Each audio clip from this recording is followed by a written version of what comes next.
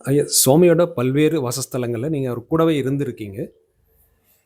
வெவ்வேறு இடங்கள்ல பாத்திரக்கடையோ, புன்னை மரமோ, இல்ல சமயத்திரு வீடு, சுதமா நெறைய இடங்கள்ல நீங்க கூட இருந்தப்போ, சாமியோட அன்றாட வாழ்க்கை நடைமுறைகள்ல இருந்த வேறுபாடுகள் எதாவது பார்த்தீங்களா? சுவாமி நாங்க குறிப்பிட்ட சில இடங்கள்ல மட்டும் சஞ்சாரம் பண்ணல. நெறைய இடங்கள்ல சஞ்சாரம் பண்ணியிருக்கார். திருவண்ணாமலையில அவருடைய காலடி படாத இடங்கள் கிடையாது. மாட வீதிகளும் சரி, கோவிலும் சரி, சுத்தி உள்ள சுடுகாடுகளும் சரி, கிரிவல பாதைகளும் சரி, மேல உள்ள குகைகளும் சரி, அவருடைய சஞ்சாரம் எங்க படல?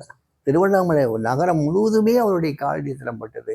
அதனால ஒரு பக்தர் சொன்னாரு, "இந்த ஊர்ல நம்ம நடக்கவே தகுதி கிடையாதுயா. ஏன்னா எப்பேற்பட்ட ஞானி நடந்த இடம். அவர் பாதம் படிஞ்ச இடத்துல நம்ம வந்து நடக்கலாமா? தப்பில்ல. நம்ம உருண்டு தான் போகணும்னு சொன்னார்." அப்பேற்பட்ட பக்தர்லாம் இருந்தாங்க. ஸோ சுவாமி இங்க தான் வாழ்ந்தார், இப்படித்தான் வாழ்ந்தாரு, அப்படித்தான் வாழ்ந்தார்ன்னு சொல்லவே முடியாது.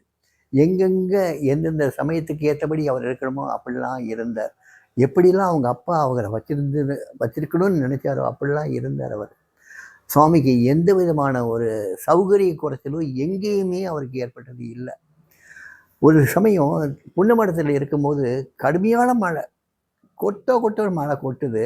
ஒதுங்கிறதுக்கு இடம் அங்கே பக்கத்தில் பம்ப் செட்டு ஒரு குடிசை மாதிரி போட்டு வச்சு அந்த பம்ப் செட்டு தான் போட்டுருந்தாங்க. அந்த குடிசைக்குள்ள கிட்டத்தட்ட 10 பேர் ஒண்டி இருந்தோம். சுவாமி இருந்தார். இவங்க பெருமாள், ஜார்ஜ், ஜெகநாதன் இவங்கெல்லாம் வெளியே மழையில நனைஞ்சிக்கிட்டு சாமி மேலே மழை தண்ணி படாத அளவுக்கு அவங்க கொஞ்சம் வளைஞ்சி எப்படியோ இருந்தாங்க. நாங்கள்லாம் உள்ள சாமியை ஒட்டிட்டு உட்காந்துக்கிட்டு இருந்தோம். எல்லாமே உள்ள. ஆனால் சாமிக்கு அப்போ இருந்த சந்தோஷத்தை பார்க்கணுமே. இடிக்கும், படா பட பட பட படன்னு இடிக்கும். சாமி ராமா ராமா ராமான்னு சொல்லி சிரிப்பாரு. அவ்வளவு நல்லா இருக்கும், அவ்வளோ நல்லா இருக்கும். ஸோ எல்லா இடத்துலையும் சுவாமி ஆனந்தமாக தான் வாழ்ந்திருக்காரு தவிர்த்து வித்தியாசப்படும்படி நம்ம கண்ணில் ஒன்றுமே தெரியாது.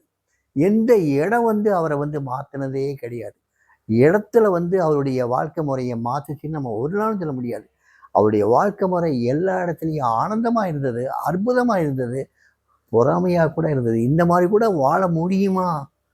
இந்த ஒரு படிப்பினையாகவே இருந்தது. அதனால சாமிக்கும் இடங்களுக்கு வந்து தகுந்தபடி அவர் வாழலை. அந்த இடங்கள் சாமிக்கு தகுந்தபடி மாறிக்குச்சுன்னே சொல்லலாம்.